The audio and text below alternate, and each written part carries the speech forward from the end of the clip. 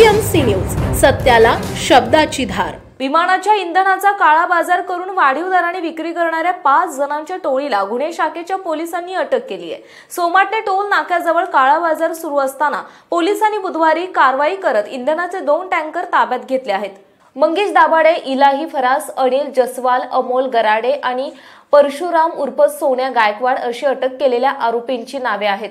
Somatane toll नाक्याजवळ विमानाला लागणारे इंधन टँकरमधून काढून त्याची विक्री करण्याचा काळा बाजार सुरू असल्याची माहिती पोलिसांना मिळाली।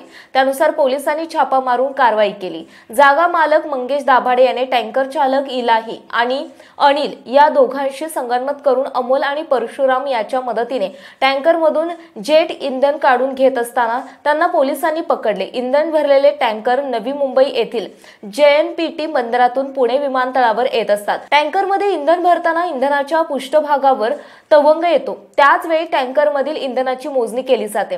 टँकर जेव्हा पुणे विमानतळावर येतो तेव्हा तवंग कमी झालेला असतो, त्यामुळे त्याची पातळी कमी दाखवली जाते। या तांत्रिक अडचणीचा फायदा आरोपींनी घेतला।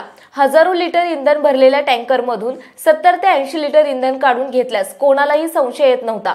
आरोपी चोरीचे इंधन काळ्या बाजारात चढ्या दराने विकत होते। आरोपींकडून 1540 लिटर ATF जेट इंधन, रिकामे प्लास्टिक कॅन, लोखंडी टॉमी, इंधन मोजण्यासाठी लागणारी लोखंडी पट्टी असा एकूण 1,65,200 रुपयांचा मुद्देमाल जप्त करण्यात आला आहे। दरम्यान मुख्य आरोपी मंगेश दाभाडे याच्यावर 5 गुन्हे दाखल आहेत। पुणे तसेच पिंपरी चिंचवड परिसरातील महत्त्वाच्या बातम्या पाहण्यासाठी आजच आमच्या डिजिटल PCMC न्यूज चॅनलला सबस्क्राइब करा आणि बेल आयकॉन प्रेस करा।